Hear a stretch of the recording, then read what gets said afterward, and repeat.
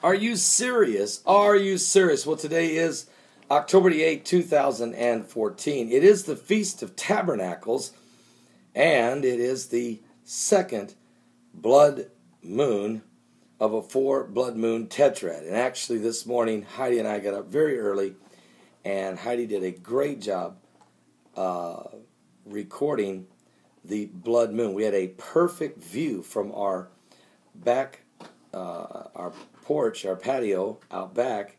Directly there was the moon, and we sat there. It was a little chilly, but we sat there, and she zoomed in and got some tremendous footage. And I'll be uploading it right here on YouTube this morning between 9 and 10 a.m. Let's go to the Word of the Lord. And also today, the Hagmans will be my guest on my live broadcast from 12 noon to 3 p.m. Eastern, as I am every day, Monday through Friday.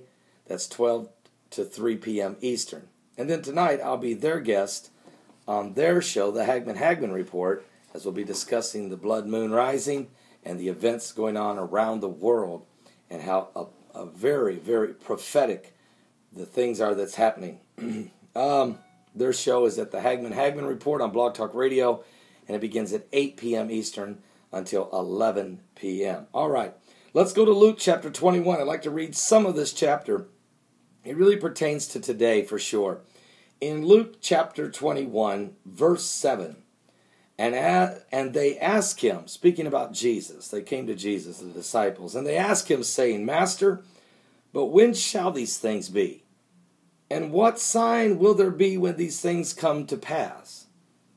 And he said, Take heed that you be not deceived. For many shall come in my name, saying, I am Christ, and the time draweth near. Go ye not therefore after them. But when you shall hear of wars and commotions, be not terrified. For these things must first come to pass, but the end is not by and by. Then said he unto them, Nation shall rise against nation, and kingdom against kingdom, and great earthquakes shall be in divers places, and famines, and pestilence, and fearful sights, and great signs shall there be from heaven. But before all these they shall lay their hands on you, and persecute you, delivering you up to the synagogues and into prisons, being brought before kings and rulers for my name's sake. And it shall turn to you for a testimony. Settle it therefore in your hearts, not to meditate before what you shall answer. For I will give you a mouth and wisdom, which all your adversaries shall not be able to gainsay nor resist. And ye shall be betrayed both by parents and brethren and kinfolks and friends, and some of you shall they cause to be put to death. And you shall be hated of all men for my name's sake, but there shall not a hair of your head perish. In your patience possess ye your souls. And when you shall see Jerusalem compassed with armies, then know that the desolation thereof is nigh. Then let them which are in Judea flee into the mountains, and let them which are in the midst of it depart out, and let not them that are in the countries enter thereinto.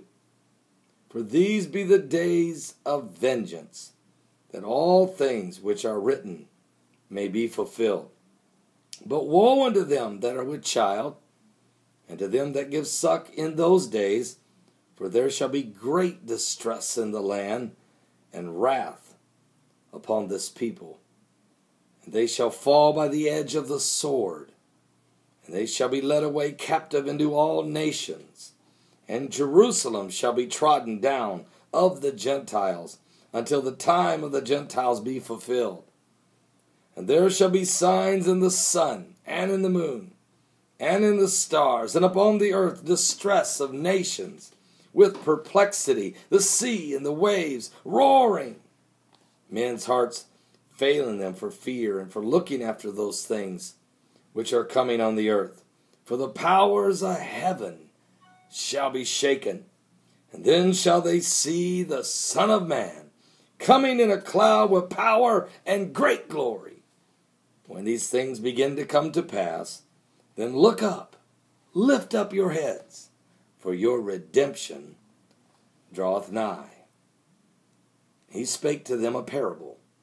Behold, the fig tree, and all the trees.